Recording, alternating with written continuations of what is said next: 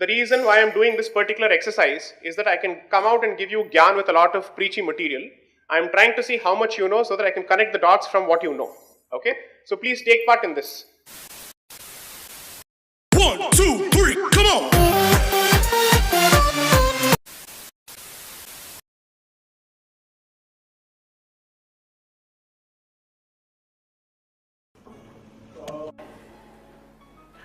You ask the question, I'm responding to it.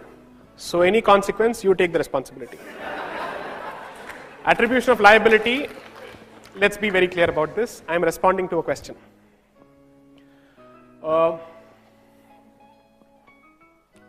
I fundamentally disagree with the slogans that were raised in the campus.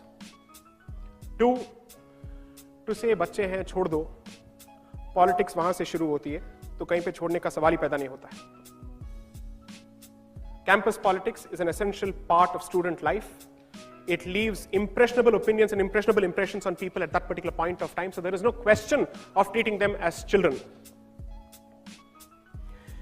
If you want to be treated as children, the elder has the right to use his hand. But if you want to be treated like an adult, then take the responsibility as an adult and don't hide behind your age when you do something. Let me put it to you this way. Can somebody hide behind age? Has it become acceptable to hide behind age when it comes to rape, especially after Nirbhaya? No, not at all, right?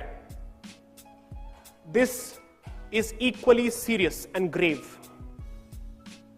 According to me, as opposed to using that particular issue for political interest, they ought to have been prosecuted to the fullest extent of the law, and the fullest consequences of the law should have visited upon them, according to me. That is a non-negotiable. The sanctity and the sacredness of the Indian state is non-negotiable. We are in a position to shout, scream, bitch and whine, pardon my French, is because of the existence of this state. And that should be protected under any cost, at any cost, under any circumstances, without any negotiation. That I will not even shy away from punching as far as this particular question is concerned. No diplomatic answer on this. It is wrong, period. असली है जो भी नजर में वो असली है नकली है ये तेरी हसल नहीं मोनोपोली है रख ली है ये बात मैंने लिख के रख. So I'll give you just a few let's say timelines. Just bear with me. I'll try and connect everything and I'll try to make sense of it for you. So in 1992, the Supreme Court comes out with a judgment basically saying that education is a charitable activity, that there cannot be any kind of business as far as education is concerned. When did India liberalize? 91. Despite that, the Supreme Court comes out with a verdict in 1992 that given the importance of education, it was still approaching education from a socialist standpoint, that you cannot do business as far as education is concerned. And that continues to be the verdict of the Supreme Court even in 2014. But do you think that education is not treated as a business anymore? How many of you believe that education has become a business today? Okay. How many of you believe that there is nothing wrong with education being a business today as long as there is quality?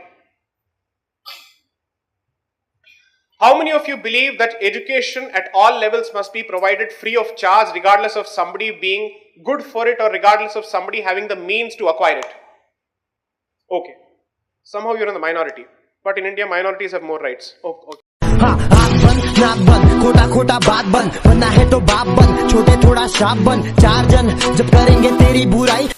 That's the simple point I'm trying to make.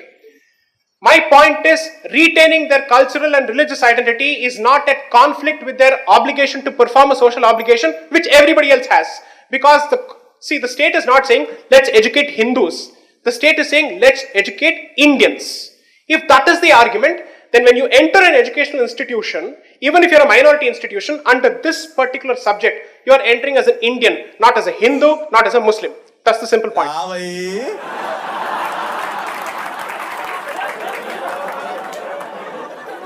कैसी लगी आगे स्वाद Sir, why you are targeting? No, no, I've answered that. I'm not targeting minorities. If somebody is getting a special treatment, I'll say it aloud. What is wrong with it? It's not targeting. It's saying facts. Yes. And his name is John C.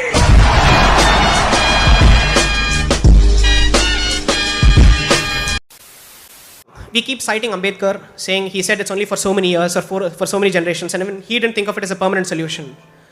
He didn't think of it as a permanent solution when the community has arrived at a point where its caste identity does not matter anymore.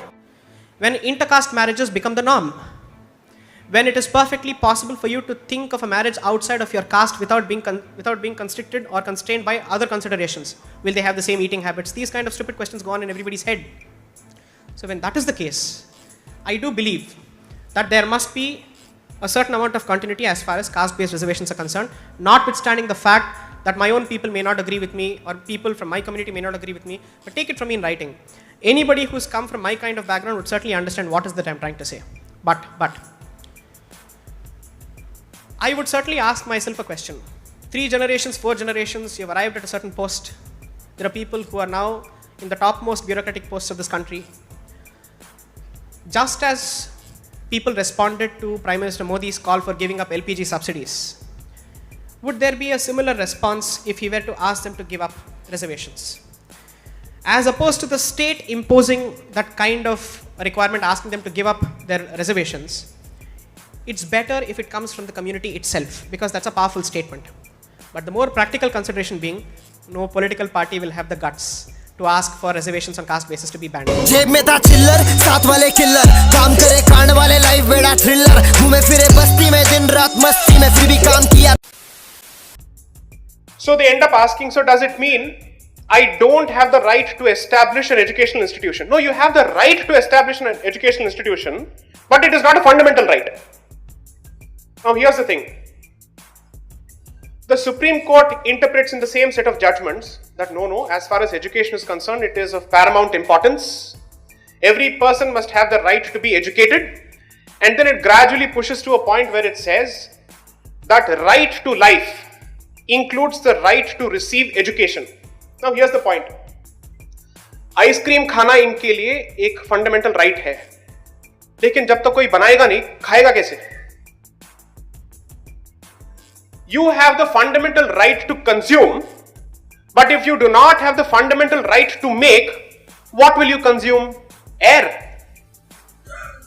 So the funny part was, the Supreme Court was recognizing the right to consume education or to be educated or to receive education at a fairly faster pace than recognizing the right to establish an educational institution.